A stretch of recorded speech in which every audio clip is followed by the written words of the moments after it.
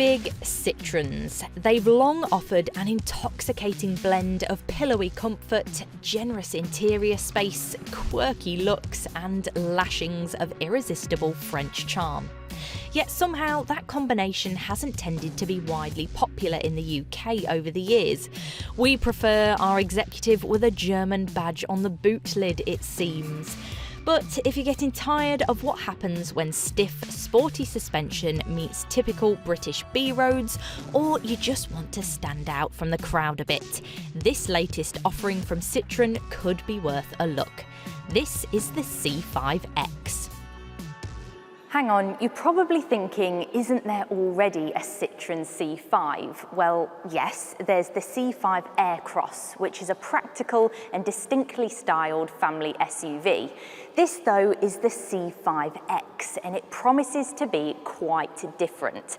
To be honest, it's a bit hard to pigeonhole. It's part four-door coupe, part estate, part SUV, part luxury saloon. Has Citroen created a new niche, or is it trying to be too many things at once? We'll be driving the C5 X in the not too distant future, but for now we're going to take a good look inside and out to get a taste of what to expect. Let's start off with the looks. Blending elements of several different car types into one could have resulted in a chaotic mishmash, but we think Citroen has done a good job here. The C5 X is long, sleek and classy, with eye-catching details like those bold headlights topped by slim and elegant daytime running lights, big scallops in the bonnet, optional two-tone colour scheme and a pair of subtle yet sporty spoilers at the back. So that's the design, but what about what's under the metal? Well, you'll be able to get a regular PureTech petrol engine in the C5 X from, we expect, around £26,000. But the range will be topped by a 222 brake horsepower petrol-electric plug-in hybrid model, priced from around £35,000. That will get you up to 34 miles of electric range and have low enough CO2 emissions to sneak into the lower company car tax bands.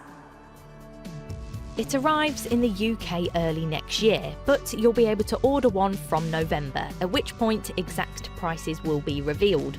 We do know the Sense Plus, Shine and Shine Plus trim levels we've seen on other Citroens will feature, and that standard equipment on the plug-in hybrid will include advanced comfort, active suspension and advanced comfort seats.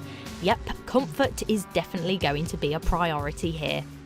And it's not just squishy seats and suspension that contributes to this. In Citroen's book, comfort is also about removing stress and distractions for the driver. So the C5 X gets a large extended head-up display, a tablet-style 12-inch touchscreen display with voice control, plus a whole host of driver assistance gadgets. How this translates to real-world driving experience, we'll have to wait and see. But for now, we can tell you how the C5 X looks and feels from the driver's seat. Remember those seats we mentioned earlier? They are definitely comfortable and supportive. Plus, there's plenty of adjustments to help you find the perfect driving position.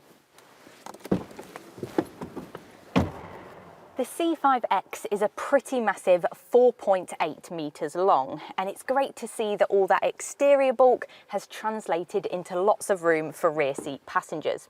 Again, the seats are really comfortable, there's good visibility, but there isn't separate aircon controls in the back. However, you do get a couple of USB ports. The standard C5 X has a 545-litre boot, but as is nearly always the case with the plug-in hybrid version, you lose some space due to the batteries, which gives a reduced capacity of 485 litres.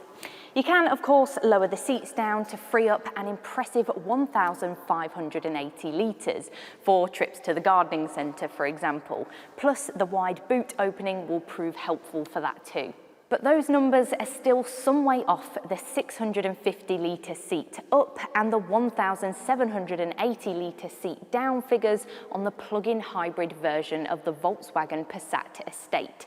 So you do pay a practicality price tag for the C5 X's sharp styling. But if outright carrying capacity isn't your priority, that mightn't necessarily matter. Citroen expects C5 X buyers to be switching both from traditional saloons and estates to the now familiar family SUVs, on the strength of it mixing elegance with a decent amount of practicality. Based on what we've seen here today, they could be onto something, but ultimately it's you, the buyers, who will decide that. What is important, especially for those looking at the plug-in hybrid models, is range and charging. While these details haven't been confirmed yet, we expect the C5 X to use a similar setup to its premium sister car, the DS9e Tense. That means an 11.9 kilowatt-hour battery, good for, we hope, an official range of 30 to 35 miles. Charging from a 7 kilowatt wall box should be possible in a couple of hours. On the face of it, there's a lot to like about the Citroen C5 X, and while specs haven't been revealed yet, the cabin and tech on offer should make it a match for its mainstream rivals. As long as it delivers on its promise of a more comfortable and serene driving experience, then it will genuinely offer something new in its class, or create an entirely new class in the process. All will be revealed in early 2022 when the first cars arrive.